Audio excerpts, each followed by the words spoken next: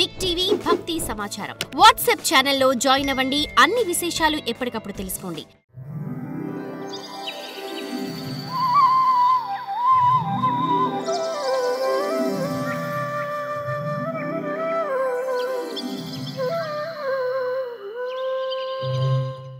నీ ఒక 100 సంవత్సరాలు నీకు ఉత్తమమైనటువంటి గతి రావటానికి మంచి కాలక్షేపం ఏదన్నా చేసావా?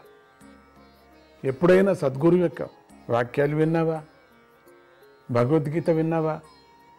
గురుగీత విన్నావా? గురు చరిత్ర చదివావా? గురువిచ్చిన మంత్రం పఠించావా? లక్షలు ఆలయాల్లో వెళ్ళి కూర్చొని ధ్యానం చేశావా? ఆలయాల్లో వెళ్ళి ఊడిచావా? మంచి కాలక్షేపం చేసి ఎవరికైనా మంచి వాళ్లకు నువ్వు సేవ చేశావా?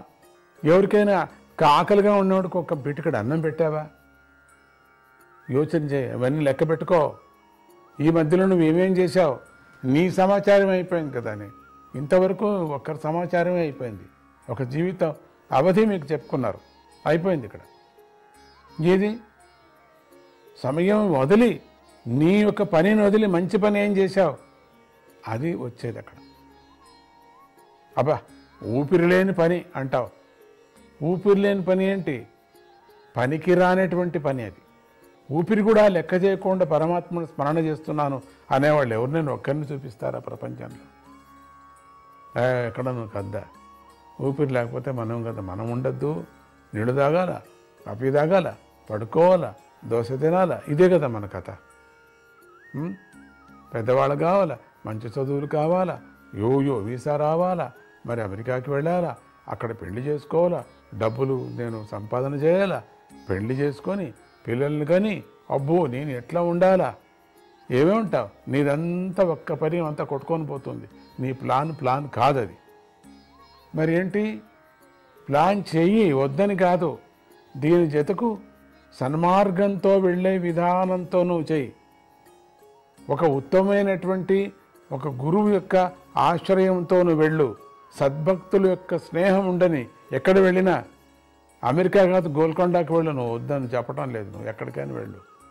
అక్కడ కూడా నువ్వు సద్భావనతో కలిగిన మిత్రుల్నే నువ్వు పొందాలా.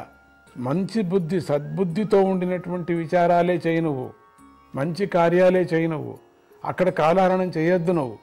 అందుకని ఇక్కడ పగలంతా వేరే విధంగా పనులతో వ్యర్థమైపోతుంది, రాత్రిపూట నిద్రతో వ్యర్థమైపోతుంది. ఇక్కడ పనులతో అపహరించబడుతోంది అని అన్నారు శౌనకుడు. నేను లెక్క చెప్పినట్టుగా 50 సంవత్సరాలు ఇట్లా పోతుంది, నిద్రలో పోతుంది. ఇక మిగతాది లెక్క వేసుకుంటే మన పరిస్థితి ఏంటి? అందుకని ఇంకొక పని కూడా మీరు చేయొచ్చు. మీరు పుట్టినప్పటి నుంచి ఎన్ని రోజులైంది ఇప్పటికీ అనేది చేయాలి. మీరు రోజులు లెక్క పెట్టండి. ఆ సంవత్సరం పుట్టాను ఇన్నేళ్ళైంది అనే బదులు రోజులు లెక్క పెట్టండి. అన్ని రోజుల్లో ఏ రోజు మంచి పని చేశావు లెక్క పెట్టుకోండి, టిక్ వేసుకోండి. ఏ రోజు ప్రయాణంలో నీ ప్రాణమే ముఖ్యము అని కాచుకుంటూ ప్రయాణం చేశావు.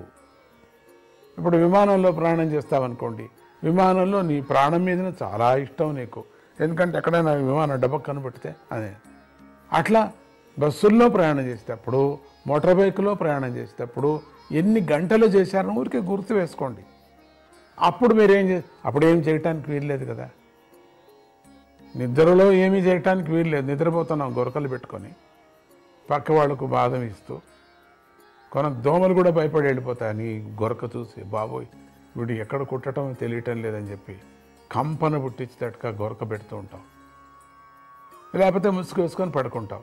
అస్సలు ఏ దోమ కాదు, ఏ పురుగు లోపల పోవటానికి వీలు లేకోకుండా. ఇట్లా నువ్వు పోనీ ప్రాణుల కన్నా నువ్వు ఇచ్చావు, పోనీ ఆ దోమ కన్నా కొట్టటే కొంచెం రక్తం దానం చేసావు, అది కూడా లేదు. ఒకవేళ చేశామనుకో, ఏదో చెడ్డ దోమలకు చేసి కాయలో తెప్పించుకుంటాం. ఓహో స్వామీజీ చెడ్డ దోమలు మంచి దోమలు ఉన్నాయి, ఎందుకు లేవు? దండిగా ఉన్నాయి. కనిపెట్టాలి మీరు. ఒక్కొక్క దోమను పట్టుకొని నువ్వు మంచి దోమనా, మంచి దోమ, చెడ్డ దోమనా చూస్తే చూడాలి కదా. మనం మీరు చూస్తారా? ఒకప్పుడు చూస్తూ ఉంటుందండి. అట్లా అయితే ఒక్కటి కూడా నువ్వు దానం చేయలేదు, పడుకుందంతా సమయం వేస్ట్. సరేనా? అట్లే ఇప్పుడు ఏదో చాలామంది అబ్బా భుక్తాయాసం బాగా తిని సోఫా మీద కూర్చొని ఆహాహా అని అంటాం. అది కాస్త పోయిందే తునుకు నిద్ర. రాత్రి నిద్ర కాక పగలు వేరే నిద్ర నీకు. ఏంటి? ఆయాసమైన నిద్ర. ఈ భోంచేసిన దానికి, నిద్రపోయిన దానికి, స్నానం చేసిన దానికి ఇవన్నీ చేరుకొని ఒక ఆయాసం, అదొక నిద్ర. ఎక్కడన్నా కదా. ఇక సాయంత్రం అయింది అనుకోండి, ఏదో మంచి సినిమా, పేపర్ చూడటం, ఏ సినిమా బాగుంది అని చూసి డబ్బాలు, అవంతా డబ్బాలు, దాన్ని చూసి చప్పట్లు కొట్టుకోవటం. నీకు ఉపయోగపడేటువంటిది ఏదన్నా ఉన్నదా? లేదు. నువ్వు ఎవరికైనా 10 మందిలో ఎవరికైనా ఒక్కరికైనా ఏదైనా ఒకటి ఉపకారం చేసావా? లేదు. ఒట్టి కారాన్నే చేసుకున్నావు కానీ ఉపకారం చేయలేదు నువ్వు. అట్లా అడుగుతూనే అప్పుడు ఇక సూతుడు ఇలా బదులు చెప్పసాగాడు. కురు జాంగాల దేశంలో నివసించే వీరుడై పరీక్షిత్తు తన సైన్యంతో పాలించబడే దేశంలో కలి ప్రవేశించాడని తెలుసుకున్నాడు. కలి ప్రవేశించాడని తెలుసుకుంటూనే ఆ వార్త ఆయనకు సంతోషాన్ని కలిగించకపోగా అలజడి సృష్టించింది. అయ్యయ్యో, కలి ప్రవేశించాడా? కలి ప్రవేశిస్తే చాలా కష్టం కదా. ఆయన ధనస్సును చేతబట్టి చక్కగా అలంకరించిన నల్లని గుర్రాల కట్టబడిన సింహధ్వజం గల రథాన్నెక్కాడు. జయించాలా అని చెప్పేసి రథాలు, గుర్రాలు, ఏనుగులు, పదాతులు వెంటరాగా గొప్ప సైన్యంతో దిగ్విజయ యాత్రకై నగరం నుండి బయలుదేరాడు. అందరికీ అనిపిస్తుంది దిగ్విజయం చేయాలని చెప్పేసి అందరికీ అనిపిస్తుంది. భద్రాశ్వ, కేతుమాల, భారత, ఉత్తరకురు, కింపురుషాది దేశాలను జయించి, అప్పుడు పేర్లు అంతా కూడా ఇప్పుడు కొంచెం కొంచెం పేర్లు ఉన్నాయి అవన్నీ, జయించి ఆ దేశాల వారి నుండి బహుమానాలను స్వీకరించాడు. ఉదార స్వభావం గల ఆ పరీక్షిత్తు అక్కడక్కడ ప్రజలు చెప్పుకుంటున్న గొప్పవారైన తన పూర్వీకుల కీర్తిని, శ్రీకృష్ణుని మహిమను చెప్పే కథలను, అశ్వత్థామ ప్రయోగించిన అస్త్ర తేజస్సు నుండి శ్రీకృష్ణుడు తనను రక్షించిన విషయాన్ని కూడా విన్నాడు. అన్ని తన కథలు కూడా చెప్పుకున్నారు. దాంట్లో కృష్ణుడి కథలతో పోల్చి తనను కూడా, తన యొక్క జీవన చరిత్రను తాను పుట్టకనంతా చెప్పుకొని వస్తున్నారు జనం. అదంతా విన్నాడు. తన వంశ పూర్వీకులు చేసినటువంటి మహత్తరమైనటువంటి దిగ్విజయ యాత్ర కూడా అదంతా విన్నాడు. అర్జునాదుల విచారాంతా విన్నాడు. యాదవులకు పాండవులకు గల మైత్రిని, పాండవులకు శ్రీకృష్ణుని యందు గల భక్తిని ప్రజలను వర్ణిస్తూ ఉండగా పరీక్షిత్ వారి దగ్గర కూర్చొని ఆ మాటలను విన్నాడు. అక్కడక్కడక్కడక్కడ కూర్చొని వాళ్ళు చెప్తున్నారు, నీ వంశం ఇటువంటిదయ్యా, నువ్వు ఇంత పెద్ద గొప్పవాడివయ్యా, ఆ గొప్ప వంశంలో పుట్టినవాడివయ్యా, అట్లా చెప్తుంటే ఆనందంగా అన్ని చోట్ల అప్పుడప్పుడు అక్కడక్కడ కూర్చొని వేషంతో, మారువేషంతో, అన్ని విధాలుగా కూడా అక్కడక్కడ విన్నాడు. వాటితో గొప్ప ఆనందాన్ని పొంది ఆ కథలు చెప్పిన వారికి ప్రేమతో విలువైన వస్త్రాలను, హారాలను ఇచ్చాడు. మంచిగా చెప్పండి, మా వంశీకులు, మా పూర్వీకులు కథను చెప్పండి, శ్రీకృష్ణుడిని విచారంగా చెప్పండి అని అన్ని చోట్ల తాను ఎక్కిన గుర్రాలను కూడా దానమిచ్చేస్తూ ఉంటూ వచ్చేశాడు.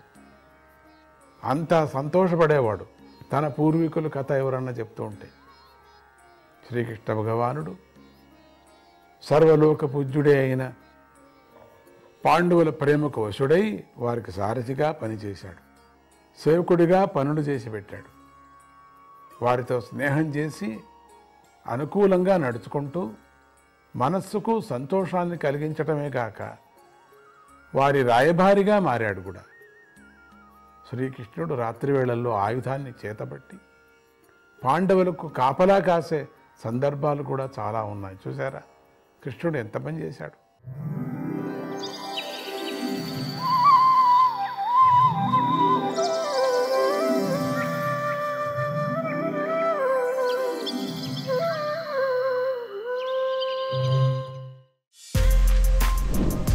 For more videos like this, subscribe Big TV channel.